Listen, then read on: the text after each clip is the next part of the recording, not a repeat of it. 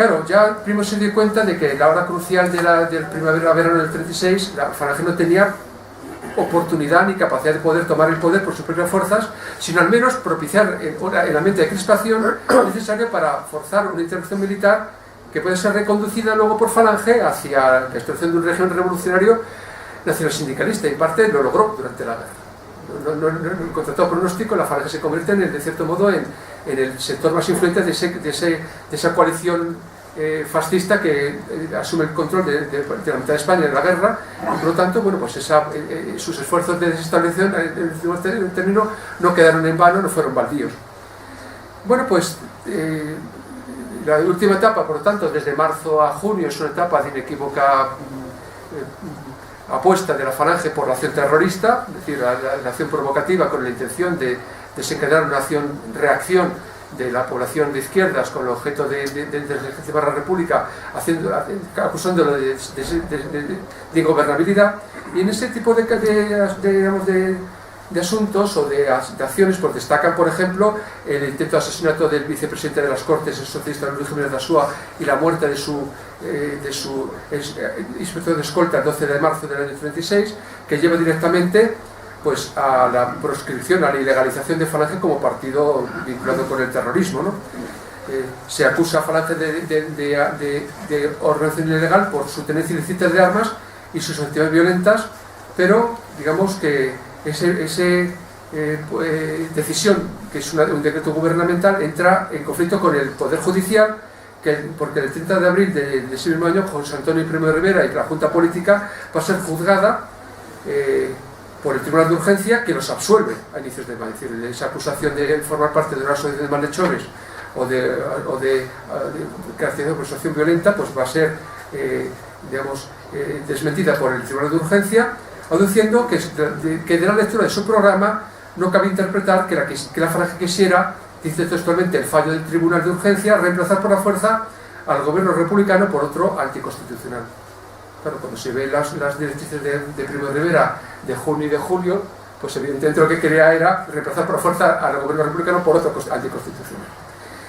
En todo caso, el recurso de casación tampoco prosperó, y el Tribunal Supremo el 8 de junio ratifica la legalidad de Falange, que se presenta, se mantiene legal hasta el comienzo de la guerra.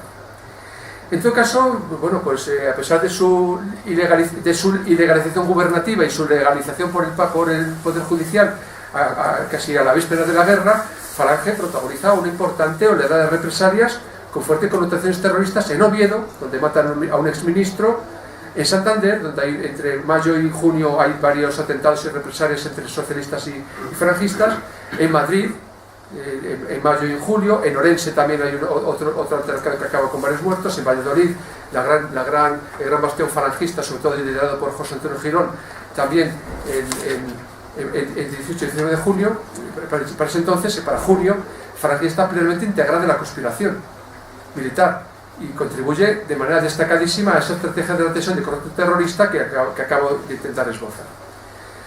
Pues, bueno, hablando de cifras, es significativo el primer puesto que ocupa Falange como partido con mayor número de víctimas, pero también con mayor número de responsables de muertes, una cifra casi equivalente, lo que dice mucho acerca de la trayectoria violenta escogida por el partido desde por lo menos febrero del 36 hasta inicios de julio, cuando, según algunos autores falangistas, Falange ha sufrido la baja número 70 desde su fundación y se ha responsabilizado de un número similar, si no superior, de asesinatos políticos. Son los datos más o menos de la propia Falange. Mis cálculos son 41 falangistas muertos durante el segundo bienio, hasta el febrero del 36, y 67 durante el Frente Popular.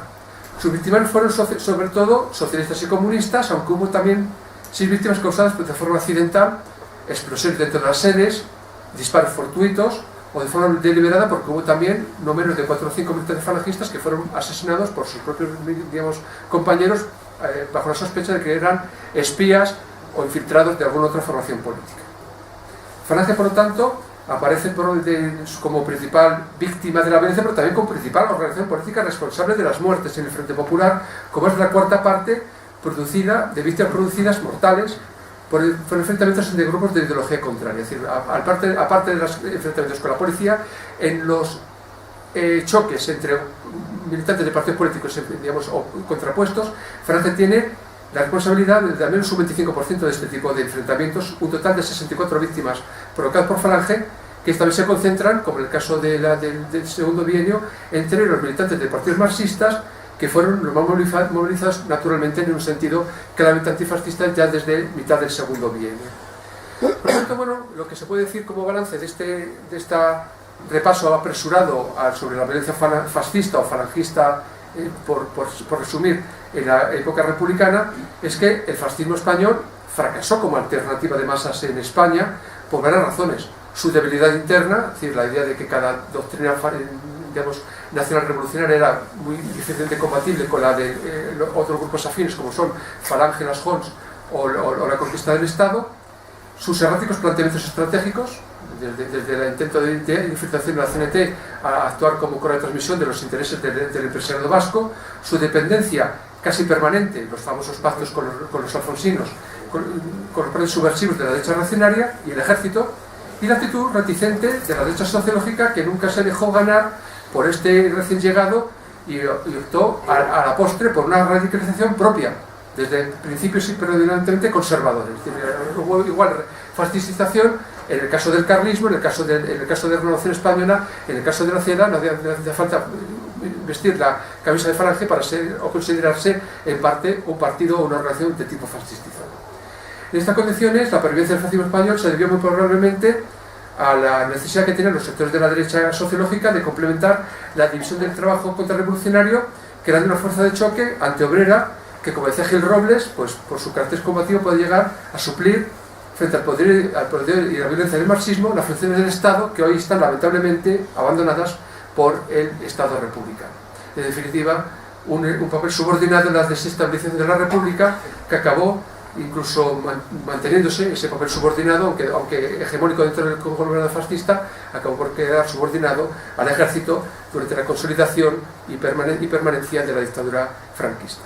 Esto es lo que les quería comentar en este momento. Gracias por su atención. Estoy dispuesto a cualquier respuesta o comentario que quieras establecer a partir de este momento. Gracias.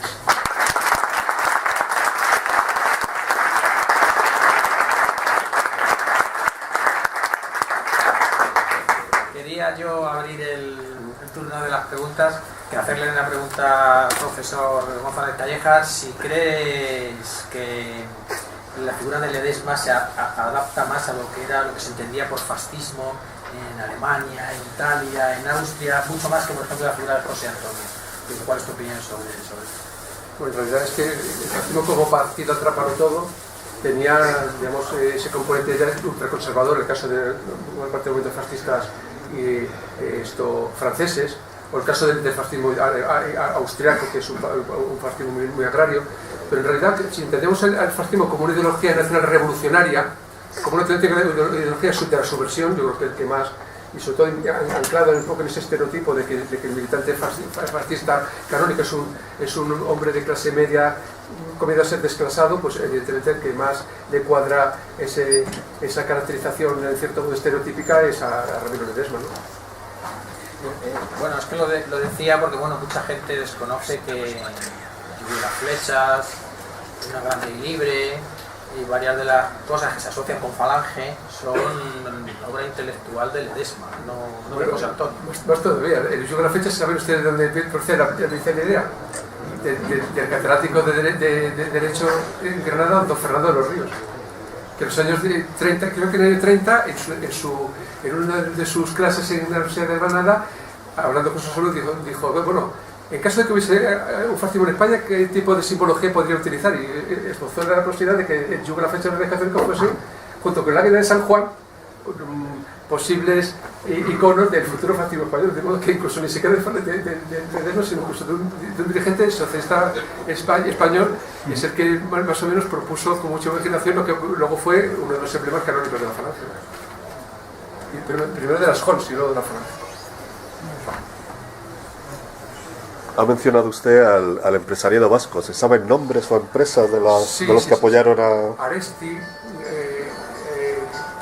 Careaga, el típico empresario de Neguri que había apoyado empresas intelectuales como Hermes, en los años 20 y que bueno, pues se considera que llegado el momento hace falta un movimiento de este tipo para dar la respuesta a una acción revolucionaria que tenía que invadir y va, digamos, a pervertir la naciente República Española. Entonces, son la típica élite de Neguri, que es de Lequerica, por ejemplo, que es gente que luego tendrá una larga trayectoria en el colaboracionismo con el franquismo posterior. Pero esta limitación geográfica, que solo sea el empresariado vasco, que no sea empresariado madrileño... Los primeros empresarios que regalan la famosa moto a Remy Ledesma para que hiciese su propaganda por España, son los que financian en primer lugar a los grupos prefalangistas, ¿no? A las juntas castellanas, sobre todo a la Comisión de Estado, que está pagado con el Fondo de Retiros de Gobernación de la época de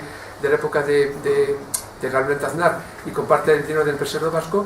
Y luego lo que realmente financian a la falange, eso sí que claro, es Renovación Española. Y son los grupos monárquicos, ya no con una caracterización geográfica tan clara, sino los sectores monárquicos que están vinculados pues con Goicoechea, y el principal interlocutor, y lo dice en su memoria sin ningún tipo de tapujos, Pedro Sáenz Rodríguez. Por cierto, el personaje que luego va a ir de compras a Italia antes de la guerra para comprar esa docena y media de Savoia Marquette 81, que son los primeros aviones que se emplean en la guerra civil. Una guerra civil que se planificaba ya desde antes de estallar, porque la compra de esos aviones es del 1 de julio del año 36. No se está pensando en absoluto en un golpe de Estado fácil, sino una guerra civil, todo lo corta que se quede, pero una guerra civil. Y bueno, añadir que es que le cortan la financiación los monárquicos a partir de diciembre del 34 porque se niega a la falange a sumarse al bloque nacional de Calvo Sotelo. Además insisten en una cosa que era anatema para los monárquicos, que es el laicismo, que lo incluyen en sus puntos del partido, y esto no lo aceptan de ninguna manera y le retiran la financiación. Entonces, lo que ha dicho el de la travesía del desierto del año 35-36, tiene muchísimos problemas porque no tienen financiación ninguna, hasta que aparece el amigo Mussolini, y claro. Eso sí lo puede contar. Sí. Bueno, en realidad, el testaferro de la financiación es el conde de los Andes, el marqués de Lisera, Moreno Herrera, que es el segundo diputado que tiene falange en las Cortes del segundo bienio. Cuando se les corta el grifo, como bien dices, bueno, a fines del año 34, lo que busca es pasar la gorra a algún país fascista, y lo logró con Mussolini.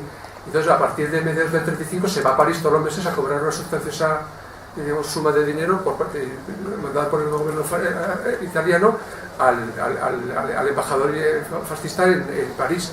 Por lo tanto, la subordinación económica del fascismo español durante toda su etapa republicana es evidente. Desde el primer momento con la burguesía vasca, luego con los alfonsinos y por último con Mussolini. Gracias. ¿En cuánto se podría cuantificar la militancia falangista en las elecciones del Frente Popular? Se habla de 40.000 votos. Pero claro, hay que tener en cuenta que la militancia, claro, es la cuestión, el gran problema es que claro, la inmensa mayoría de la militancia no tiene edad de voto, no cumple los 23 años. Entonces, se puede calcular quizás por el doble, o no mucho más de 100.000 quizás, de los cuales siempre se ha hablado de que después de la... no son militantes, son simpatizantes. Claro, es que es muy difícil porque está digamos, es un partido donde está... La principal militancia no está en la falange, está en el SEO. Porque no pueden ser miembros de un partido porque incluirían en los puntos que establece el decreto de delincuencia infantil. Con lo cual, la mayor parte de esta gente está militando en el SEO y no tenemos información fehaciente de cuál fue el nivel de militancia, teniendo en cuenta de que bueno, pues, el estudiantado español de la época no era tampoco muy numeroso. Pero era estudiantado de secundaria antes que de estudiantes de tipo superior. Pero en todo caso, siempre se ha hablado de que después de las elecciones hubo un trasvase de no menos de 15.000 cedistas que se van a la falange ávidos de acción. Por tanto, la militancia clandestina parece ser que aumentó notablemente durante la etapa de la primavera, pero no tenemos datos más que los que arrojan las elecciones, 40.000 votos en toda España. Entonces, calculemos a lo mejor... Residual.